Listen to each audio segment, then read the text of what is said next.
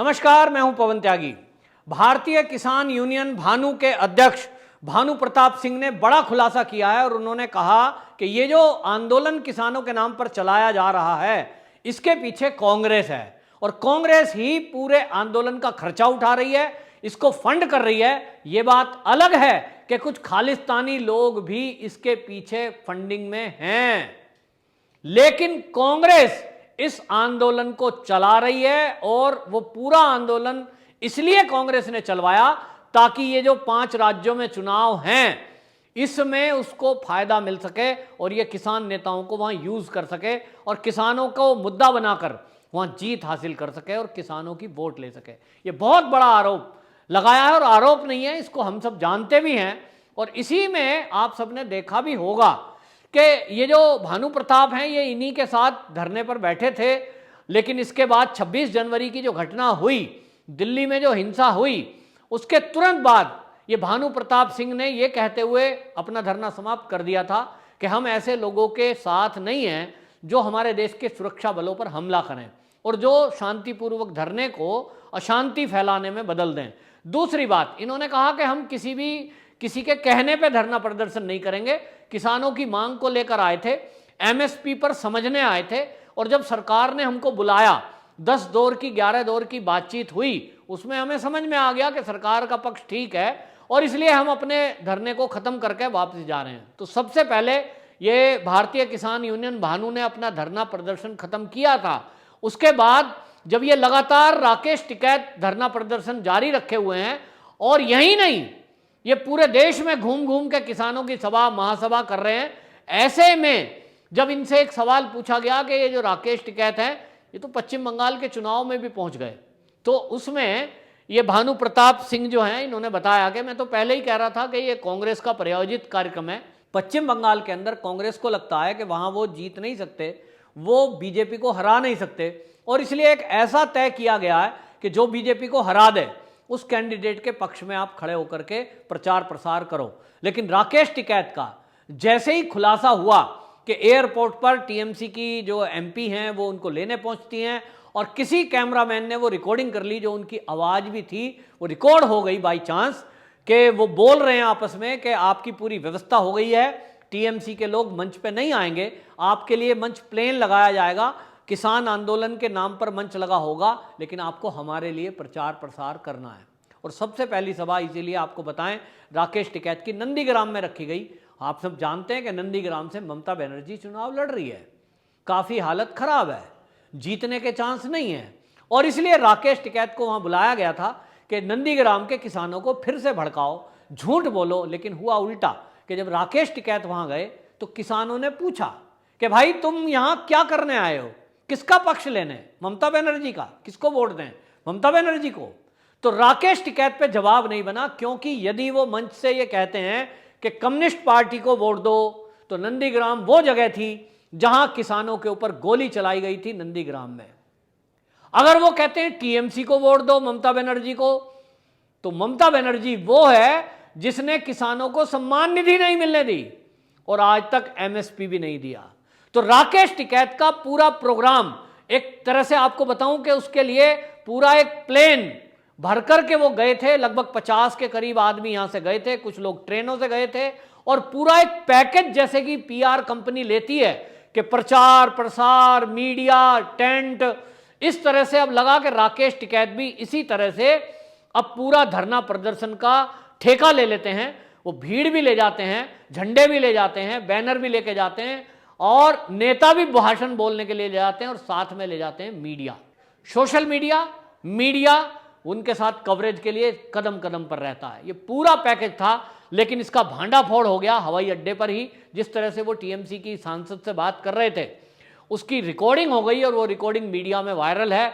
और इनका जब खुलासा हुआ कि मेरी तो पोल खुल गई कि टीएमसी का प्रायोजित कार्यक्रम है, तो अब ये वहां से दबे पाए वापस भाग गए, इनको कोई रास्ता नहीं सूझा। लेकिन सवाल तो बनता है कि राकेश टिकैत, यदि आप ही के एक साथी भानु प्रताप सिंह ये आरोप लगा रहे हैं कि पूरा आंदोलन कांग्रेस ने खड़ा किया, तो ये तो हमको पता है, पंजाब से ये आंदोलन खड़ा हुआ था और कब से इस देश के लोग और बीजेपी ये कह रही है कि तीनों बिल ठीक हैं, तो आप झूठ बोलकर किसानों को क्यों भड़का रहे हो? आपने क्यों कहा किसानों को कि आपकी जमीन चली जाएगी? और इसलिए पता लगता है कि ये झूठ पर आधारित आंदोलन है। दूसरा एंगल इसमें दिखाई दे रहा है खालिस्तान का। खालिस्तानी एंगल का टूल किट से खुलासा हुआ। किस तरह से खालिस्तानी लोगों ने ये इनाम की घोषणा की कि जो लाल किले पर झंडा फहराएगा खालिस्तान का, उसको पैसे दिए जाएंगे। तो ये खुलासा इन किसान नेताओं का जब हो ही चुका है, अब सवाल ये उठता है कि फिर जब इन नेताओं की पोल खुलती जा रही है, इनका एक एक करके खुलासा हो गया है, इन्हीं के एक साथी यूनियन ने अब ये खुलासा किया है कि इसके पीछे कांग्रेस है। और जिस तरह से कांग्रेस ने झूठ फैलाया और जिस तरह से हमने नंदीग्राम में भी देखा कि राकेश टिकैत की रैली में टीएमसी के लोग आगे सामने बैठे थे, कुछ लोग सरदार लोग, सिख लोग, वो यहाँ से लेके गए थे दिल्ली के धरनों से, और ये साफ दिख रहा था कि ये लोग यहाँ से गए हैं। हवाई अड्डे पे सब साथ थे, रेलवे स्टेशन पे कुछ लोग देखे गए जो दिल्ली से गए थे। तो ये सारी चीज़ों का जब खुलासा हो गया है, तो अब जनता मांग कर रही है कि जो दिल्ली के 3 बॉर्डर घेर कर इन्होंने पब्लिक को परेशान किया हुआ है, पिछले 3 महीने से दिल्ली के उद्योग धंधे, किसान, व्यापारी परेशान हैं, हैरान हैं। डेली ड्यूटी वाले जाने वाले 2-2, 3-3 घंटे जाम में फंस रहे हैं। ऐसे में इन नेताओं को क्यों ना बलपूर्वक खदेड़ दिया जाए। लेकिन इसी में एक वीडियो वायरल होती है सतपाल मलिक की, जो कि राज्यपाल हैं। अब मलिक हैं, जाट हैं, लेकिन वो एक जाट सभा में भाषण दे रहे थे और उन्होंने भाषण देते हुए कहा कि मैंने सरकार को सख्ती करने के लिए मना किया है और मैंने कहा साहब किसान हैं, इन पर सख्ती मत करना। तो मैंने प्रधानमंत्री से और गृह मंत्री से इस बारे में बात की है। हो सकता है सतपाल मलिक राज्यपाल जम्मू कश्मीर के भी रहे हैं, वो उसके खुद की बड़ाई भी करते हैं कि जम्मू कश्मीर में मैंने बहुत अच्छा काम किया है और अब मैं जो है दूसरी जगह काम कर रहा हूँ। मतलब हो सकता है उनके कहने से या किसी के कहने से मोदी जी या गृह मंत्री अमित शाह इनके ऊपर बल प्रयोग नहीं कर रहे हैं, लेकिन जनता की मांग है कि ये ड्रामा कंपनी जो फर्जी नेता हैं इनके ऊपर कार्रवाई की जाए। और जिस तरह की भाषा इन्होंने बोली है, जिस तरह से लोगों को झूठ बोलकर भड़काया है, जिस तरह से इन्होंने पुलिस के ऊपर हमले करवाए, जिस तरह से इन्होंने कानून व्यवस्था को तोड़ा और तिरंगे का अपमान किया, ऐसे लोगों के ऊपर राष्ट्रद्रोह की धाराओं में और तिरंगे का अपमान करने की धाराओं में केस दर्ज होकर इनको जेल में डाला जाए। जब आप ये झूठ बोलकर इस तरह की बातें कर रहे हैं और खुलासा हो चुका है कि ये पूरा आंदोलन केवल बीजेपी के विरोध के लिए था, ये कोई किसानों के हित के लिए नहीं था। किसानों के हित के लिए होता तो पूरे देश के किसान इनके कहने में आज धरने प्रदर्शन में शामिल हो रहे होते। लेकिन इस पूरे धरने प्रदर्शन के पीछे आड़तियों का भी खुलासा हुआ। पंजाब के जो आड़ती हैं उनका खुलासा तब हुआ जब अकाली दल की नेता हरसिमरत कौर सदन के अंदर बयान देते हुए ये बोल गई कि 40% पंजाब में किसान ऐसे हैं जिनके पास जमीन नहीं है। इसका मतलब केवल दलाल, आड़ती वो किसानों की फसल खरीद कर अन्य राज्यों से वो लाते हैं। 20 लाख मीट्रिक टन धान को अन्य राज्यों से खरीदकर पंजाब में लाया गया, जिसकी जांच सीबीआई कर रही है।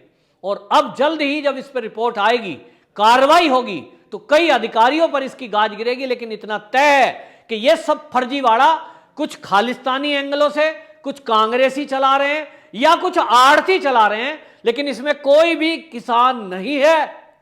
पार्टियां इस आंदोलन को चला रही है। किसानों को केवल यूज किया गया दिल्ली पर दबाव बनाने के लिए, लेकिन ये मोदी सरकार है जो दबाव में नहीं आ रही और इसी से ये किसान नेता बौखलाए हुए हैं।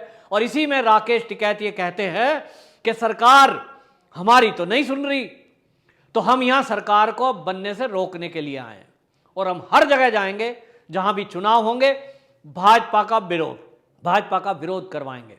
राकेश टिकैत की ये भाषा और राकेश टिकैत की ये प्लानिंग कि वो किस तरह से भाजपा को हराएं, किस तरह से भाजपा के विरोध प्रदर्शन करें और लोगों को भड़काएं, इसका खुलासा, इस बात का खुलासा है कि ये कांग्रेस के कहने पर चल रहे हैं। कभी लगता है कि ये कम्युनिस्टों की हाथ की कठपुतली हैं, लेकिन अब कुल मिलाकर ये लगता है कि राकेश टिकैत जैसे नेताओं का एक ही मकसद है कि जो उनको पैसा दे दे वो उसकी भाषा बोल देंगे। क्योंकि खालिस्तानी एंगल भी इस में दिख रहा है।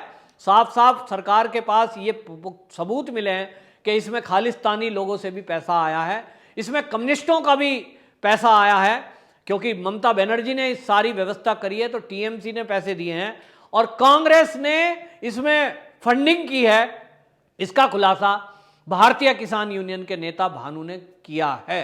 तो अब ये देखना दिलचस्प होगा कि अब केंद्र सरकार इन फर्जी आंदोलनकारियों के खिलाफ क्या कार्रवाई करती है। और ये जो आंदोलन दिल्ली की सड़कों पर चल रहा है, ये कब तक चलेगा? क्योंकि दिल्ली के लोग मांग कर रहे हैं कि इस आंदोलन को तत्काल खत्म किया जाए, सड़कों को खाली कराया जाए। और आपको इसी बीच बताएं कि यूपी सरकार ने ये सख्ती थोड़ा दिखाई तो दिल्ली बॉर्डर, गाजीपुर बॉर्डर, उसकी एक लेन खोल दी गई है। लेकिन लोग कहते हैं कि ये जो फर्जीवाड़ा किसान कर रहे हैं और केवल राजनीति कर रहे हैं, ये झंडा बैनर नहीं लगाते हैं। लेकिन अब ये तय हो गया है, जैसा कि कलकत्ता के हवाई अड्डे की वीडियो सामने आई और ये खुलासा हुआ है ममता बनर्जी के सांसद के जरिए कि हम मंचों पर पार्टी के झंडे नहीं लगाएंगे, बाकी सारा अरेंजमेंट होगा। इसका मतलब राकेश टिकैत जितनी भी सभाएं कर रहे हैं, जितनी भी मीटिंग कर रहे हैं, जितनी भी किसान महापंचायत कर रहे हैं, ये सब पार्टी प्रायोजित हैं। पार्टियों के झंडे केवल नहीं हमें दिखते, सारा इंतजाम पार्टी के लोग कर रहे हैं, चाहे वो लोकदल पार्टी हो, चाहे वो कांग्रेस पार्टी हो और चाहे कम्युनिस्ट पार्टी हो। बहरहाल पश्चिम बंगाल में राकेश टिकैत की दाल नहीं गली, बेइज्जती करा के वापस आए। लेकिन देखना यह होगा कि जिस जनता को, जिस किसानों को मूर्ख बनाकर वो सड़कों पे बिठाए हुए हैं, वो लोग कब इन्हें छोड़कर अपने घर वापसी जाते हैं और कब केंद्र सरकार सड़कों को खाली कराती है। वंदे मातरम।